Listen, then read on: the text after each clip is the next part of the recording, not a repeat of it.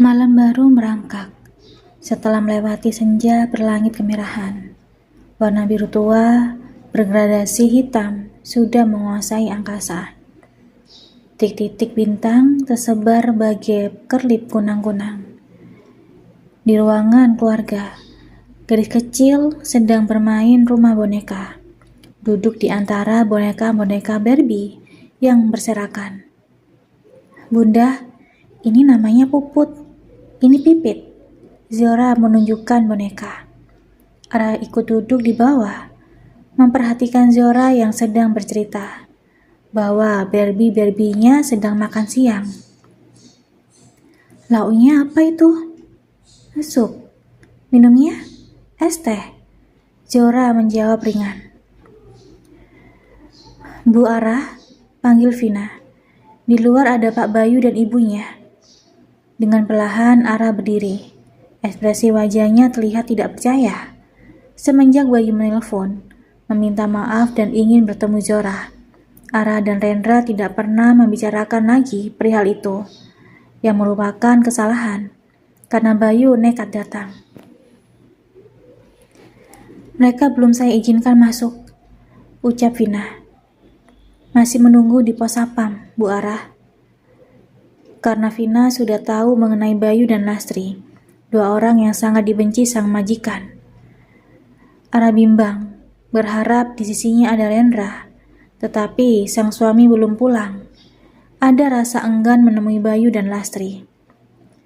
"Apa perlu saya suruh mereka pergi, Bu Ara?" "Suruh mereka menunggu di teras Win," pinta Ara. Biwati muncul dari arah ruang makan. Perempuan itu tergopoh-gopoh. "Maaf, aku berteriak." Ara menghembuskan nafas panjang.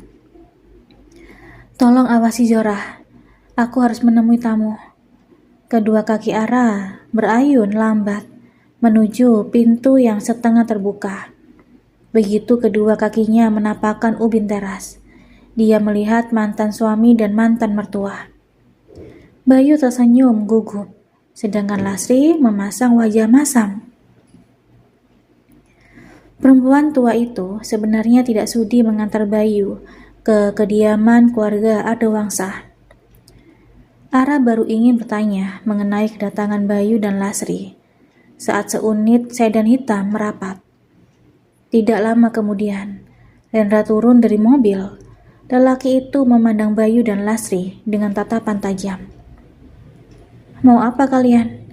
tanya Rendra tanpa basa-basi, berdiri di sisi Ara. "Bayu ingin bertemu Zora." "Kenapa kalian berdua menghalangi ayah kandung bertemu putrinya sendiri?" cecar Lastri. "Kami tidak akan menghalangi jika ayah kandung Zora adalah laki-laki baik dan tidak penuh tipu muslihat," saut Rendra. "Berikan aku kesempatan, Arah. Aku menyesali perbuatanku. Sungguh, kali ini tidak ada tipu daya." Bayu memohon. Ara dan Rendra saling memandang. Mereka bicara melalui mata. Memang sulit mempercayai Bayu.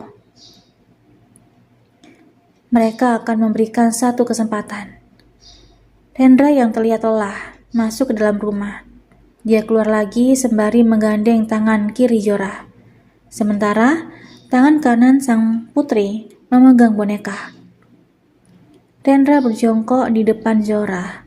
Posisinya juga cukup dekat dengan Bayu. "Itu ayahnya Zora, ayah Bayu," kata Rendra, yang sebenarnya bingung bagaimana menjelaskan pada Batita. "Teman Jo?" gadis kecil itu bertanya. "Iya," Rendra menganggukkan kepalanya. Bayu merasa kecewa karena Zora menolak uluran tangannya. Putri yang pernah tidak diakuinya itu berlindung di balik punggung Rendra. Kemudian Zora berlari masuk ke dalam rumah. "Zora butuh waktu." Rendra berdiri. "Kalian berdua yang seharusnya mengajari anak supaya bisa sopan," sungut Lastri. "Bu, itu bukan salah Arah dan Rendra. Zora tidak dekat denganku akibat perbuatanku sendiri," serga Bayu. Lebih baik kita pulang. Apa aku bisa bertemu dengan Zora lagi? Jangan datang mendadak, Bayu. 2 minggu lagi kamu bisa bertemu dengan Zora, kata Ara. Dia masuk terlebih dahulu. Setelah Bayu dan Lasri pergi menggunakan taksi online, Rendra menyusul masuk. Di mana Ara? Tanya Rendra pada Vina. Di kamar Zora, Pak. Rendra bergegas menaiki undakan anak tangga. Dia tidak menemui Ara di kamar Zora. Hanya ada Biwati yang menemani Zora yang akan tidur. Sembari mengundurkan dasi, Rendra masuk ke kamarnya. Alunan musik klasik terdengar dari arah kamar mandi. Ara, Rendra menguak pintu kamar mandi, melihat bayangan tubuh istrinya di balik kaca yang berembun. Dia mengulang memanggil nama istrinya dan mengetuk dinding kaca. Ara berpaling. Tadi sore aku belum mandi, sekalian meregakan tegangan otot dan pikiran. Apa yang mengganggu pikiranmu? Bagaimana Bayu, ayah biologis Zora? Sebenarnya aku tidak ingin lagi berurusan dengan mereka. Semoga keputusanku tidak salah. Jelas Ara. Keputusan kita, karena aku juga mengizinkan. Rendra menukas. Aku berencana ingin membuat pesta ulang tahun Zora yang kedua. Masih lama. 2 bulan lagi. Tidak lama sayang. Waktu berjalan cepat. Dan si kecil ini akan melengkapi. Rendra memeluk Ara dari belakang. Kita menjadi berempat. Diana mengusap kening Bian yang pulas tertidur. Anak-anak yang polos dan bagian malaikat akan menderita karena masalah orang dewasa. Apa yang Mama pikirkan? Meg berdiri di dekat pintu kamar. Mempertahankan Bian berada di sisi kita. Namun kita harus jujur mengenai identitas aslinya, Meg. Diana menyelimuti tubuh Bian kecil. Kemudian berdiri dan mematikan lampu utama. Mendorong tubuh Meg yang menghalangi pintu supaya bisa ditutup. Bian tidak perlu tahu, Mah, saut Meg berjalan mengikuti ibunya.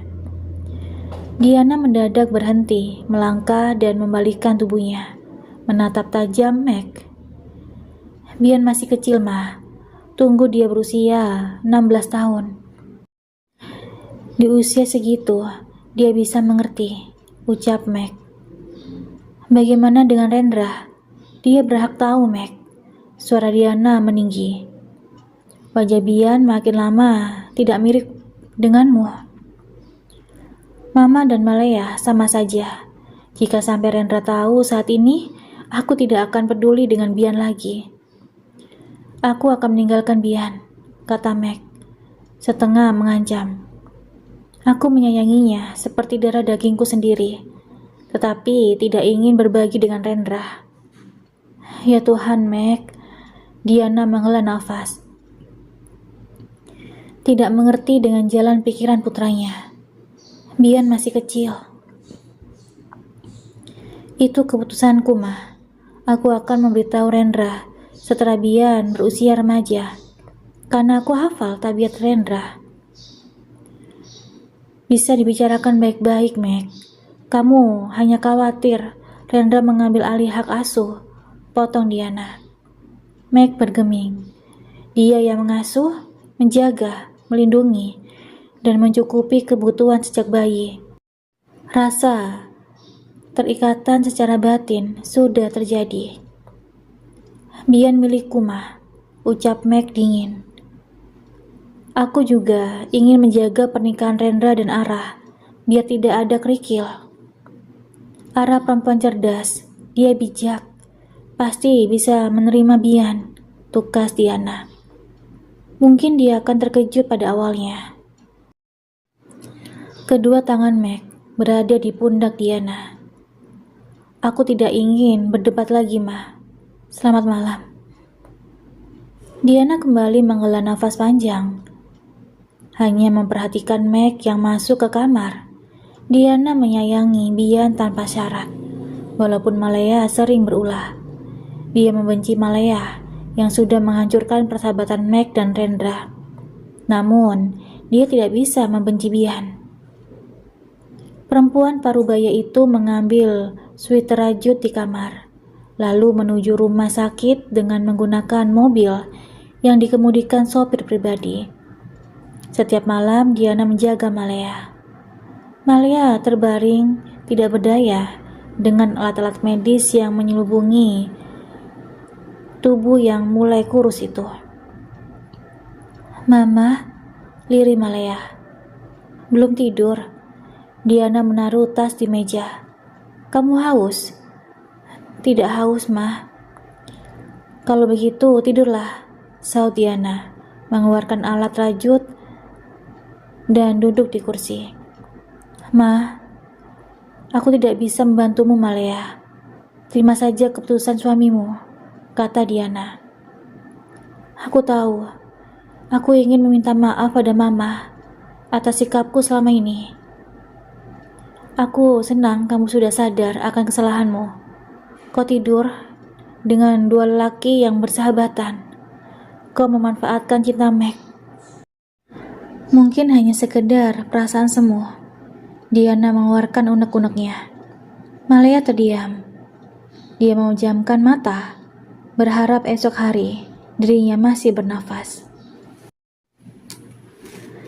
Dengan penuh perhatian dan telaten, Rendra sendiri yang menjaga Zora saat naik kuda poni. Rendra berjalan di sisi kuda yang berjalan lambat. "Pa, Jo ingin kuda yang besar." Zora menunjuk kuda berwarna coklat tua. "Kalau Jo sudah besar, boleh naik kuda itu." Mereka sampai di pemberhentian terakhir. Seorang petugas memegangi tali kuda poni, sementara Rendra mengangkat tubuh Zora. Mereka berdua berjalan menuju arah yang sedari tadi menunggu. Karena hari sudah sore, keluarga kecil itu memutuskan kembali ke villa yang sudah disewa. Rendra sebisa mungkin tidak ingin membuat Ara lelah. Sesampainya di villa, dibantu Biwati, Ara memandikan Zora. Putrinya itu tidak lelah. Zora mengajak Rendra menggambar dan mewarnai. Sejak usia 1 tahun, Ara sudah mengajari Zora memegang pensil dan menggambar. Gadis kecil itu makin terbiasa menggambar, walaupun hasil gambarannya masih acak-acut. Zora sudah lancar bicara karena Ara aktif mengajari anaknya. Pukul 7 malam, Zora sudah terlelap dalam mimpi. Sejak 30 menit yang lalu, Ara tidak melihat Rendra. "Bi, suamiku di mana?" "Saya juga tidak tahu, Bu Ara. Mungkin tertidur di suatu tempat," jawab Biwati agak ngawur. Ara tidak sempat memperhatikan Rendra karena menemani Zora yang ingin tidur. "Yuk makan." Mendadak Rendra muncul dari arah teras belakang. "Dari mana Mas Rendra, sayang?" katanya Ara. Panggilannya lengkap banget. Rendra mengelingkan matanya. Dia beralih lengan Ara, menggiring istrinya keluar. Ara melihat meja makan yang penuh hidangan, juga api unggun kecil di sudut tidak jauh dari tempatnya berdiri. Lampu-lampu kecil menghias pagar sebelah kiri. "Bukan aku sendiri yang menyiapkan pegawai villa yang lebih dominan. Aku hanya nunjuk sana-sini," terang Rendra sambil membimbing Ara duduk di bangku kayu. "Terlalu berlebihan ya?" "Aku menyukainya," ujar Ara. "Syukurlah, karena aku ingin ada api unggun sekaligus lampu." Rendra melengkungkan kedua sudut bibirnya ke atas, membentuk senyum sumringah. "Banyak banget makanannya, Biwati." "Jangan khawatir, aku sudah menyediakan makan malam untuk Biwati dengan hidangan yang sama," jeda Rendra. Dia tahu Ara tidak pernah memberikan sisa makanan untuk para pegawai. Ara dan Rendra menyantap hidangan di bawah langit malam yang bersih. Udara dingin terasa menyusup di balik pakaian tebal. Seusai makan, Rendra memainkan gitar. Lagu One Day milik Honey seolah mengungkapkan perasaannya pada Ara. Rendra yang semula gelisah dan ketakutan, namun setelah bertemu Ara, hidupnya penuh cinta dan semangat yang berkembang setiap menit, setiap hari. Kamu berbakat jadi penyanyi, kata Ara. Kamu terlihat cantik malam ini, puji Rendra, meletakkan gitar di bangku kayu panjang. Terima kasih, Ara mengulas senyum. Terima kasih sudah digombalin, lanjutnya. Sebenarnya perempuan itu memang susah dimengerti ya, keluh Rendra. Dipuji dikira menggombal, tidak dipuji dikira tidak cinta. Hadeh, mau apa kalian, wahai perempuan? Ara tertawa kecil. Dia berpindah duduk di atas pangkuan Rendra, mengalungkan kedua tangannya di leher suami. Aku pun tidak tahu, bisiknya, masih diiringi gelak tawa. Jadi, kamu tetap tidak ingin mengetahui jenis kelamin kita? Tanya Ara dengan nada suara manja. Dia mencium pipi Rendra. Tidak, Rendra menjawab tegas. Aneh, sungut Ara, perlahan beranjak dari pangkuan Rendra. Jangan marah, nanti cantiknya hilang. Aku ke kamar dulu, mau seter tunai. Rendra meninggalkan teras belakang. Ara mengambil satu buah anggur, mengunyah pelan-pelan. Kehamilannya yang kedua hanya mual pada pagi hari. Ara menyukai semua makanan. Berat badannya pun bertambah 8 kilo. Tidak kedinginan, Bu Ara? Tegur Biwati. Sedikit, aku masih ingin menikmati suasana malam, sahut Ara. Duduk, Bi.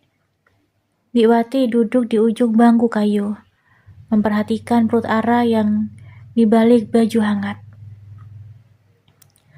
Kalau boleh tahu jenis kelaminnya apa, Bu Ara? Suamiku tidak ingin mengetahui jenis kelamin bayi kami. Ingin kejutan katanya. Jelas Ara. Mencomot buah anggur lagi. Pak Rendra unik ya, seloroh Biwati. Kalau boleh saya tebak, dedek bayinya berjenis kelamin laki-laki. Cakep kayak Pak Rendra. Ara menoleh ke samping. Tempe dari mana, Bi? Tempe mendoan, Bu. Biwati menyengir lucu. Kemudian melanjutkan. Perut Bu Ara makin meruncing ke depan. Bukan membulat ke samping. Hehehe. Itu mitos zaman nenek moyang. Bagiku kok sama saja, bundar gitu. Kalau membulat ke samping berarti bayinya cewek. Iya, jawab Biwati. Ara sangat senang seandainya benar, bayi yang dikandung berjenis kelamin laki-laki. Dia akan membujuk Rendra supaya mau mengetahui jenis kelamin bayi. Tanpa sepengetahuan Pak Rendra, Bu Ara bisa tanya ke dokter jenis kelaminnya, saran Biwati. Aku tidak mau, nanti kualat, sahut Ara, melihat ekspresi Biwati yang sedikit terheranan. Rendra seperti malaikat bagiku, dikirim Tuhan saat aku terpuruk. Sebisa mungkin aku tidak ingin mengecewakan suamiku. Cinta kalian berdua sangat jelas terlihat, tugas Biwati. Ara tersenyum menanggapi ucapan Biwati. Dia mengamati bayangan Rendra yang terlihat dari balik jendela. Suaminya sedang menelepon. Sementara di dalam villa, Rendra sedang bicara dengan Vina. Wajah lelaki itu tampak berang. Jangan sampai Era tahu. Turunkan berita itu, katanya.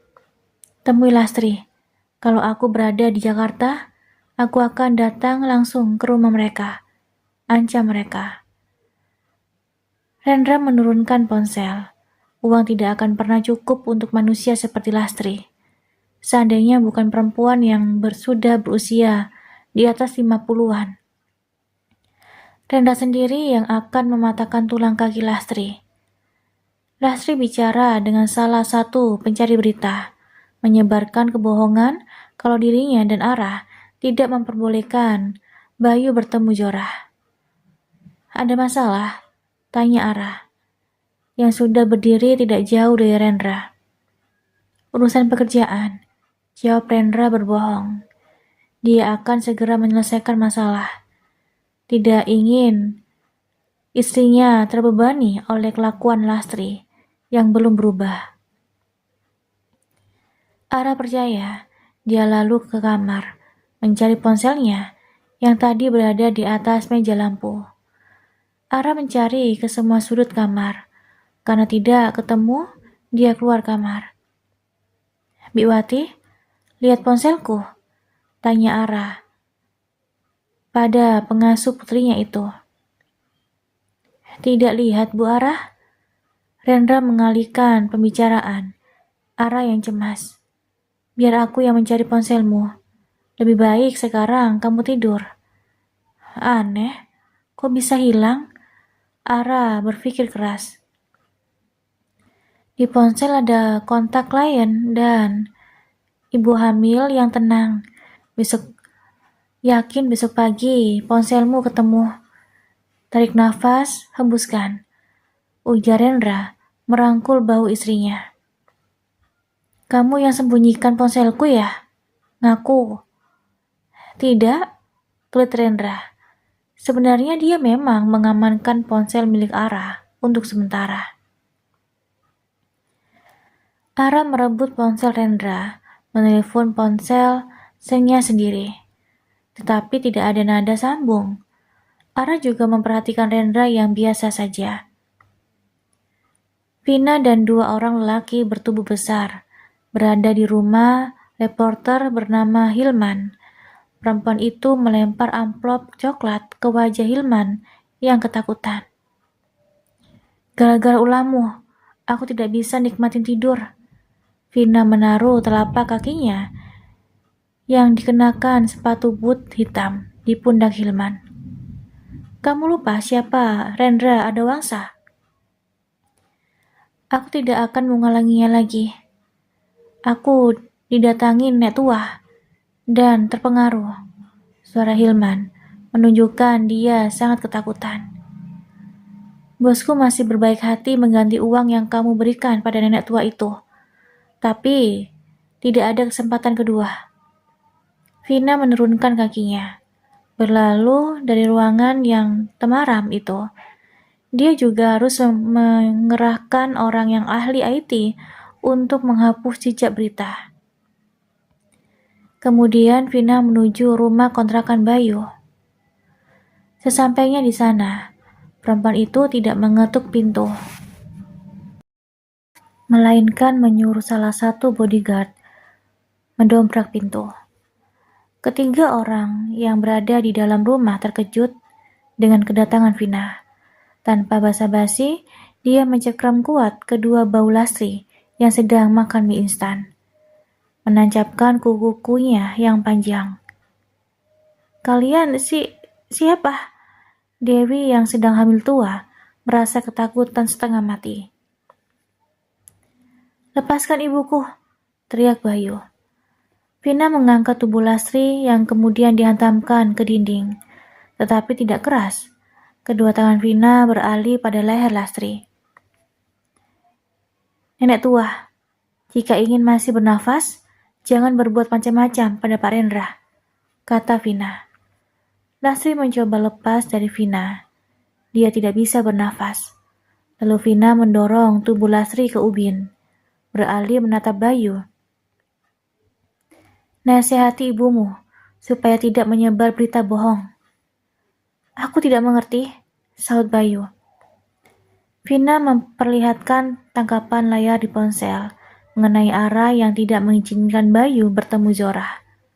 Sudah mengerti, Pak Bayu? Vina menarik nafas, lantas meregangkan otot lehernya.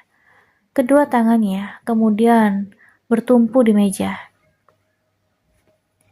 Aku bisa melenyapkan ibumu tanpa bekas, pungkas Vina. Setelah kepergian Vina, Lasri dengan tubuh gemetar duduk di kursi. Perempuan gila, aku akan melapor. Cukup, Bu. Ibu tidak kapok. Bayu sangat geram. Sebelum ibu sampai ke kantor polisi, ibu sudah ditangkap anak buah Lendra. Lasri tidak merespon. Sebenarnya dia takut, sangat ketakutan, saat Vina mencekik lehernya. Bisa-bisanya ibu membuat berita tidak benar. Lasri masih diam. Dia menerima bayaran 1 juta dari reporter yang dia temui. Rendra tidak pernah main-main dengan ancamannya. Lanjut Bayu. Ara dan Rendra sudah mengizinkan aku bertemu Zorah. Tolong jangan merusak, Bu. Iya, sudah diam, sungut Lasri. Mengapa butuh kalung? Untuk apa? Ben menyerahkan kalung berbandul bunga matahari. Telapak tangan kiri Malea menggenggam kalung tersebut. Ini kalung dari almarhum Mama. Di saat terakhir, aku ingin bersamanya. Ben mengusap lengan kurus Malea, prihatin pada kondisi kakaknya. Terima kasih, Ben. Malea memejamkan kedua matanya, supaya Ben cepat pergi. Yang diharapkan terkabul. Lalu seorang perawat perempuan bernama Reni masuk ke kamar rawat inap, memeriksa infus. Boleh minta tolong? Ada kertas dan pulpen? Tanya Malea. Saya ingin menulis surat. Sebentar ya, Bu. Reni mengeluarkan kertas dan pulpen dari kantong seragamnya. Adanya kertas memo yang sudah agak lusuh. Tidak apa. Dengan dibantu Reni, Malea duduk di atas ranjang, menulis surat untuk Rendra. Dia berusaha melawan rasa sakit. Kedua tangannya kemudian melipat kertas menjadi bentuk amplop. Menuliskan alamat rumah Rendra. Bu Reni, tolong antar surat ini, kata Malea. Reni menerima surat tersebut.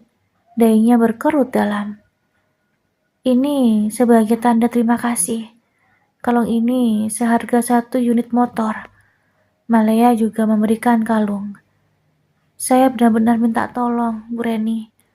Permintaan terakhir saya. Jangan sampai ada yang tahu. Perawat itu terkesima dengan kalung pemberian Malea. Dengan cepat memasukkan kalung ke kantong bajunya. Surat Bu Malea akan segera sampai. Setelah shift saya berakhir nanti sore, saya akan langsung mengantar surat, kata Reni, kembali membantu Malea reba di tempat tidur. Mami, seru Bian yang datang bersama Diana. Bocah laki-laki itu baru pulang sekolah. Halo Bian sayang, balas Malea, suaranya sangat lirih. Bian yang berdiri di samping ranjang, memperlihatkan hasil prakayarnya dari stik es krim. Dia juga bercerita teman-temannya. Bian, ayo pulang, ajak Diana. Biar Mami istirahat, supaya bisa sembuh. Bian mau jaga Mami. Bian menolak. Bian harus turut. Apa kata Oma ya? Bujuk Malea. Wajah Bian memberut saat meninggalkan kamar rawat inap. Dia melambaikan tangannya pada Malea. Perempuan berseragam hijau muda itu mengenakan jaket, berjalan menyusuri lorong rumah sakit menuju tempat parkir motor. Dia kembali membaca alamat surat. Perumahan mewah, gumamnya sendiri. sembari memasukkan surat ke tas ransel. Dia sudah mengeluarkan motor dari deretan motor lain ketika ponselnya berdering. Halo, Ibu? Reni, Ibu sudah di depan kosan. Loh, Ibu di Jakarta? Ibu lupa bilang, adikmu pengen jalan-jalan di ibu kota. Sebentar ya, Bu. Tunggu saja di warung dekat kos. Aku baru perjalanan pulang. Reni menutup panggilan telepon seluler. Dia berencana mengantar surat lain hari. Kasihan ibu dan adiknya yang sudah menunggu. Mereka pasti lelah setelah menempuh perjalanan yang jauh. Ara menyisir rambut Zora perlahan-lahan karena agak lengket. Mereka sudah kembali ke Jakarta setelah liburan 2 hari di Bandung. Mengenai ponsel, Ara masih terheran. Ponselnya berada di tepi jendela waktu dia bangun pagi. Boleh aku masuk? Ara berpaling, melihat Giselle berdiri di ambang pintu kamar. Ara tidak pernah bertemu Giselle sejak menikah. Perempuan itu juga tidak datang waktu pernikahannya dengan Rendra. Silakan. Halo Jo, aku Tante Giselle. Giselle menyapa Zora. Halo Tante Giselle, jawab Zora, yang kemudian keluar bersama Biwati setelah Ara memberikan kode. Giselle duduk di sisi ujung ranjang. Aku minta maaf untuk masa lalu. Dulu aku sangat bodoh, terbutakan oleh cinta dan gairah sesaat. Aku kasar padamu, menghina dan mencaci. Ucapnya penuh penyesalan. Ara tertawa getir. Kita bucin pada lelaki yang tidak tepat. Dan itu memberikan pelajaran hidup bagiku. Tugas Giselle. Aku harap kamu bisa memaafkan aku, Ara. Masa lalu untuk pembelajaran. Masa sekarang semoga menjadi pribadi yang lebih baik, kata Ara. Iya, Giselle tersenyum simpul. Aku pergi dulu. Selamat untuk kehamilanmu. Demi Rendra dan hubungan persaudaraan di antara suaminya dan Giselle, Ara mencoba berdamai dengan masa lalunya. Sekarang, dia sudah dilimpahkan kebahagiaan, suami yang mencintainya, putri yang menggemaskan, dan bayi yang dalam kandungan. Ara yang berdiri di depan jendela kamar, memperhatikan mobil Giselle yang meninggalkan halaman rumah. 2 menit kemudian, dia kembali ke meja kerjanya, memulai pekerjaan yang berjeda setelah libur panjang untuk pemulihan. Dia baru berhenti ketika malam mulai mengubah sore. Ara akan menyiapkan makan malam untuk Rendra dan Zora. Hei, sapa Rendra. Mencium kening lalu perut Ara. Hei juga, sebalas Ara. Apa yang kamu bawa? Aku tadi mampir ke toko perlengkapan bayi, membeli beberapa baju dan kaos kaki kecil. Rendra mengeluarkan barang-barang yang dia beli dari dalam paper bag. Ara melihat setelan biru tua, baju hangat rajut biru langit, topi berwarna navy, juga sepasang kaos kaki biru muda. Biru semua, alis Ara terangkat. Katanya beli baju yang perintilannya warna netral saja. Itu peranakan biru. Rendra berjongkok di depan Ara, mencium kembali perut istrinya. Hei jagoan, kamu harus seganteng papa ya. Cerdas dan bijak seperti bunda. Kerut-kerut di kening Ara semakin bertambah. Dari mana tahu bayi kita cowok? Kepala Rendra mendongak. Dokter Alexander, aku tadi bertemu dengannya di rumah sakit. Dia tertawa, mengejek, saat aku tanya jenis kelamin dedek bayi. Jelasnya. Ara menggumam senyum. Kenapa berubah pikiran?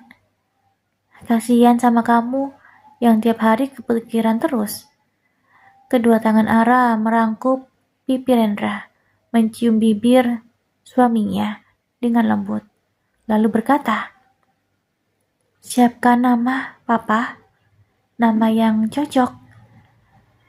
Ara mengedikan kedua bahunya. Bisa tanya pada pembaca, mungkin